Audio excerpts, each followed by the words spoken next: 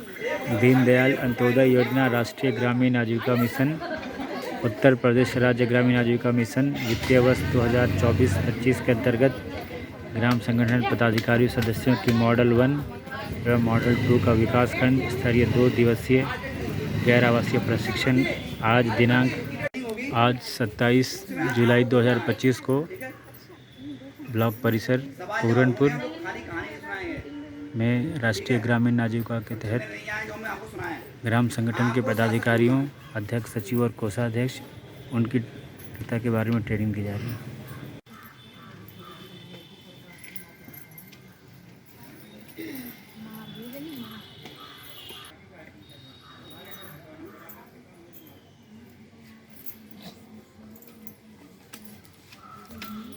धूप बहुत तेज हो रही है।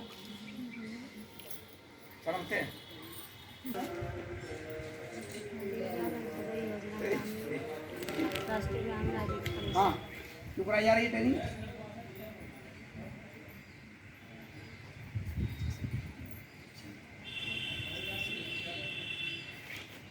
इसमें एक चीज और लिखी हुई है। ठीक, क्या लिखा पता है? ग्राम संगठन पदाधिकारियों की M1 और M2 की ट्रेनिंग है ये। मॉड्यूल 1 में होता है जो आपके समूह चल रहे हैं,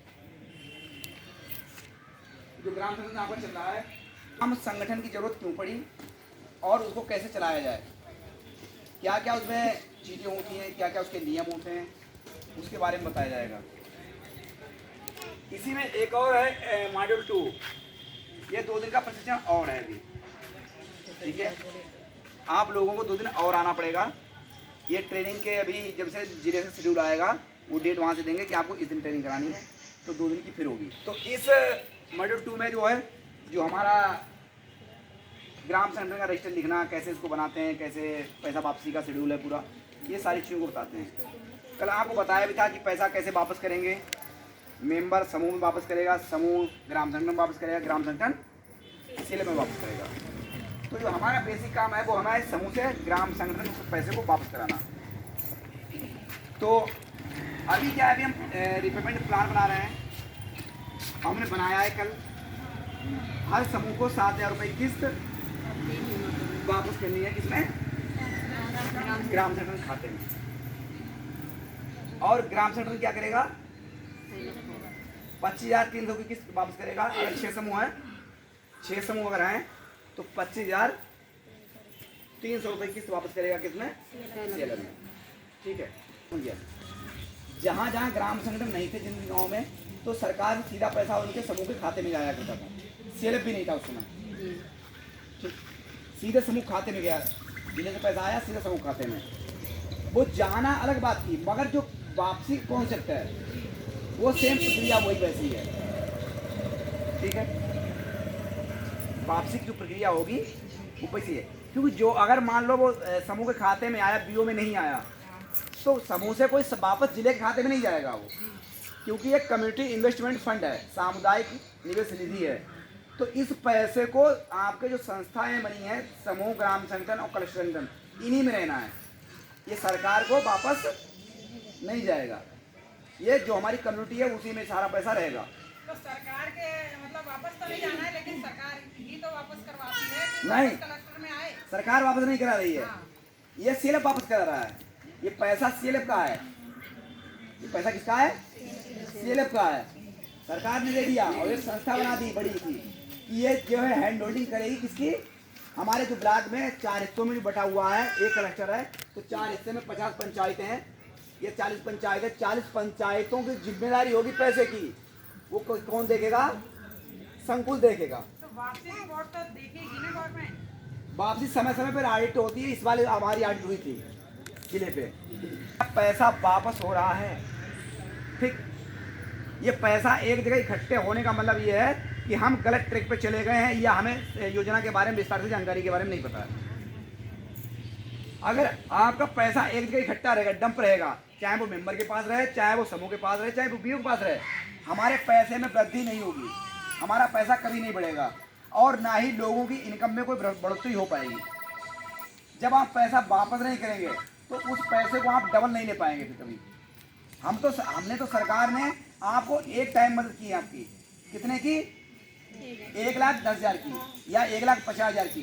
भविष्य में सरकार कोई पैसा और आपको नहीं देगी, CIF का कोई पैसा आपको नहीं मिलेगा, ठीक है। मगर अगर आप पैसे का लेन देन वापसी, जितना आप डिमांड करेंगे उतना पैसा आपको देगा, ठीक है। ये इसीलिए सिस्टम बनाया गया है कि जब आप टाइम पे वापस कर देंगे तो आपको CLF से BO से SHG में पैसा वापस हो जाएगा, ठीक है। बहुत सारे गांव में भी कल एक फोन आया था कि समूह की महिलाएं ब्याज नहीं देना चाहती, ठीक है। सर हाँ, 2-4 लोग कह रहे थे कि हमारे यहाँ ब्याज नहीं जाता है, तुम ब्याज लेती हो। हमने कहा ऐसा कहीं पे नहीं है, 1% हर जगह जा रहा है। ठीक है, 1% दे जाता है। अब बात यहाँ पर ये आई है कि जो पैसा हमने दिया है वो किसने दिया है? CLF ने दिया है। किसको दिया है? BO को। BO ने किसको दिया है? समूह को। समूह ने किसको दिया है? मेंबर को, समूह के सदस्य को, ठीक है। वापसी जब होगा तो मेंबर से कहाँ जाएगा? समूह में। समूह से कहाँ जाएगा? BO में। BO से कहाँ जाएगा? CLF में। फिर जब डिमांड नीचे तो फिर आएगी कि हमारे समूह में पैसा खत्म हो गया, हमें और पैसे की जरूरत है। पहले बार कितना मिला था? 1,10,000। अब की हम मांगेंगे कितना? 2 लाख। कि हमें इस बार 2 लाख की जरूरत है, तो हम 2 लाख किसको लिख के भेजेंगे? ग्राम संगठन को। ग्राम संगठन लिख के भेजेगा किसको? CLF को। क्योंकि CLF की मीटिंग में कौन आता है? ग्राम संगठन पदाधिकारी आते हैं। जब वो प्रस्ताव शामिल करेंगे कि हमारे ये समूह है, इनको इतने पैसे की आवश्यकता है, तो CLF क्या करेगा? उनके नाम से चेक इशू कर देगा और पैसा वो BO से SHG, SHG2 महिलाओं के पास फिर से पहुंच जाएगा। जहां पर पैसा इकट्ठा हो जाता है, चाहे वो बैंक हो चाहे वो व्यक्ति हो, वो पैसा कभी बढ़ता नहीं है, ठीक है। जब आप लेन देन नहीं करेंगी, अच्छा 1,10,000 रुपये कब तक काम चलाएंगी आप? कब तक काम चलाएंगी? पूरा नहीं पड़ता है। तो हमें समय के साथ अनुसार क्या करना पड़ेगा? पैसा बढ़ाना पड़ेगा। अभी हम लेंगे 1,10,000 मिला है, अगली बार लेंगे हम 2 लाख, अगली बार जमा हो जाएगा तो फिर लेंगे 3 लाख। बाकी हमारा CCL है। CCL हर साल में डबल होता है, एक उधर का बैंक का पैसा और एक पैसा हमारा CLF का पैसा। तो दो हमारे जो पैसे के सोर्स हैं। तीसरा हम खुद हैं, जो हम ब्याज दे रहे हैं वो हमारा ब्याज बढ़ रहा है, ठीक है। जो ब्याज हम जमा कर रहे हैं वही पैसा आपका चक्रवृद्धि चल के वो पैसा डबल आपको मिलके CLF से ज़्यादा होकर मिलता है, ठीक है। मेंबर लोग एक बात और पूछ रहे थे, जैसे जो 100 रुपये जमा कर रहे हैं 5 साल में, इसका कुछ मिलेगा नहीं मिलेगा? इसका जैसे जो 100 रुपये जमा कर रहे हैं इकट्ठे हो जाएंगे? इसका एक अच्छा सवाल ये है। मान लो हमने एक पेड़ लगाया आम का, पेड़ लगाया, पेड़ बड़ा हो गया, 10 साल बाद उसमें फल लगने लगे, ठीक है। मगर हमारी दादी कह के गई थी कि ऐसा करना कि इसको 10 साल बाद काट लेना। 1 साल फल खा पाए और फिर उन्होंने पेड़ काट दिया। अब या तो पेड़ काट लो या उसके फल खा लो, समझ में आता है? या तो फल खाइए और नहीं तो उस पेड़ को काट दीजिए। चलिए इसी से एक संबंध आपको कहानी सुनाते हैं। आपने सोने के मुर्गी अंडे देने वाली कहानी सुनी है क्या? कौन सुनाएगा? नहीं, कौन सुनाएगा? एक मुर्गी थी जो सोने का अंडे दिया करती थी एक किसान के घर में। तो ये कहानी कौन सुनाएगा? किसी की याद है? चलिए हम सुना दे रहे हैं। जो इन्होंने सवाल किया था उसका जवाब है वो। एक किसान था तो उसके पास एक सोने की अंडे देने वाली मुर्गी थी। तो वो रोज अंडा देती थी और उस अंडे को बेच के जो है वो किसान अपनी जिंदगी को जीवन यापन कर रहा था। अचानक क्या हुआ, एक दिन उसके दिल में एक ख्याल आया कि क्यों ना एक बार इस मुर्गी को मार के सारे अंडे निकाल लूं और एक बार में पैसे माला माल हो जाऊँ, कुछ गाड़ी लूँगा, कुछ घर बनवाऊँगा और एकदम बढ़िया से चकाचक ज़िंदगी चलने लगेगी। उसका लालच जो है कहीं ना कहीं बहुत बढ़ गया और लालच बढ़ने पे क्या हुआ, उसने अपनी मुर्गी को काट लिया। मुर्गी को काटा तो उसके अंदर तो अंडे निकले नहीं, क्योंकि उस मुर्गी में ये वरदान लगा हुआ था कि जब तक ये जिंदा रहेगी तब तक अंडे देगी, मरने के बाद अंडे नहीं देगी, ठीक है।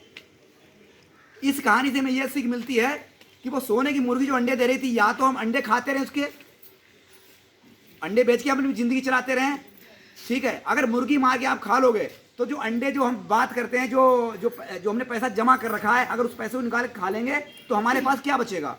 5 साल पहले हम भी बेकार थे, हमारे पास कोई पैसा नहीं था, हम जीरो थे, और आज 5 साल बाद भी जीरो हो जाएंगे। जो हमने 5 साल तक पैसा जमा किया है वो पैसा कितने में रखे रहेगा आपके पास?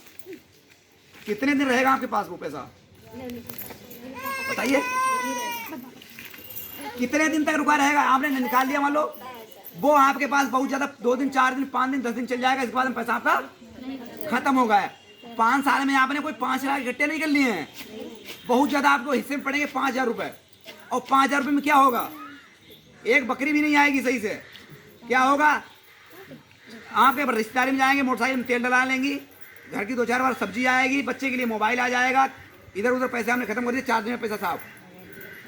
अब कभी हम नहीं कह सकते कि हमारे समूह में हमारा 5,000 रुपये हमारा जमा हुआ है। जो जमा पैसे पे हमारी जितनी योजना है वही आपकी गारंटी है, उसी पे हम सारी योजनाएं चलाते हैं। विद्यार्थी एक काम करो, हम तो पुरुषों से कहेंगे नहीं, ये जमा किया 3 महीने बाद हम कहते हैं हम 30,000 रुपये देंगे आपको। कितना देंगे? 30,000। तुम्हारे हमारी गारंटी क्या? तुम्हारी गारंटी क्या है? वो 100 रुपये जो हमने जमा किया वही गारंटी है। और ये हमने मान लिया कि आपने पैसे को टाइम पे दिया है। आधा ले कोई बात नहीं है, आधा पी नहीं पाएंगे, पूरा सब पिए। पैसा टाइम पे जमा करती हैं, पैसा टाइम पे निकालती हैं, लेन देन बहुत बढ़िया है, मीटिंग रोज करती हैं, पैसा टाइम पे लेती हैं, टाइम से जमा करती हैं, रजिस्ट्रेशन का बहुत अच्छे हैं, हिसाब किताब बहुत साफ है इनका है। तो एक चलो कोई बात नहीं, ये लिखा पढ़ी इनकी अच्छी है, इनको 1 लाख 1.5 लाख रुपया और दे देते हैं। तो हमारे लिए क्या गारंटी हुई? तुम जो 100 रुपया जमा करते हो वही हमारे लिए गारंटी है। ठीक, कल को तुम बात कर रही है अपना पैसा निकालने के लिए, चलो तुम्हारी बात कर लें, तुम अपने पैसे के प्रति ईमानदार नहीं हो, उसी को लूट खाने में तुम्हारा दिमाग बन रहा है, विचार बन रहा है। 5,000 रुपये, अरे वो सही, तुम्हारे लिए नहीं कह रहा हूँ, तुम्हारे लिए नहीं कह रहा हूँ, वो समूह के लिए कह रहा हूँ। जो समूह की महिलाओं ने 5,000 रुपये जमा कर लिया, उनको लगता है कि हमने 5 लाख कर लिए हैं, निकालो, घर में एक मकान बनवा लेंगे, एक गाड़ी खरीद लेंगे, बात खत्म हो जाएगी। कोई मुर्गी वाली बात कह रहे हैं, ठीक है? जब समूह बनाया था तब भी 2 रुपया तुम्हारे पास नहीं थे, और आज समूह जब तुम्हारा 5 साल का हो गया तब भी तुम्हारे पास 2 रुपया नहीं बचेंगे। जिस दिन तुमने 5,000 रुपये निकाल लिए उस दिन हम भी 1.5 लाख रुपया अपना वापस कर लेंगे। हम फालतू परेशान हो तुम्हारे चक्कर में, हम क्यों परेशान? अब तो पैसे जमा करने तुम गुल्लक ले लो, एक कांटी जमा कर ले, तारीख को फिक्स करके जमा कर ले, कर पाएगा? नहीं कर पाएगा। उदाहरण के लिए बताऊं, जिनके घर में बड़ी बड़ी लड़कियां हैं 15-15, 16-16 साल की, उनसे पूछा कि उनके घर में 15 साल की लड़की हो गई, 15,000 रुपये उस लड़की की शादी के जमा नहीं होंगे। क्यों जमा नहीं है? क्योंकि उसका आदमी के घर में लड़की पैदा, उसके दिमाग में ये विचार ही नहीं आया कि ये लड़की बड़ी होगी, उसके शादी में पैसा खत्म होगा। जिस दिन वो बड़ी हुई थी उसी दिन से अगर 100 रुपया करता, हर महीने 12,000 करता, तो 12,000 मान लो 10,000 मान लो, तो 1,20,000 हो गए 1 साल में। कितने हो गए? नहीं सॉरी, 3 लाख इकट्ठा कर लेता जब से बच्ची पैदा हुई है। मगर आज तक उसका कोई प्लान नहीं, जब लड़की बड़ी हो गई उसके दिमाग में चल रही है ये तो बड़ी हो गई है, लड़का देखो उसके पहले लड़का ढूंढने लगते हैं, ठीक है? फिर दिमाग में आता पैसा कहाँ से लाएंगे, फिर कहते हैं पैसा इधर से लो, उधर से लो, जमीन से लो, ये करो वो करो, ये जेवर गिरवी डालो, ये करो। बाद में क्या होता है? 50,000 लाख रुपए उधार हो जाते हैं, ठीक? क्योंकि हमारा कोई प्लान नहीं है। अगर ये विचार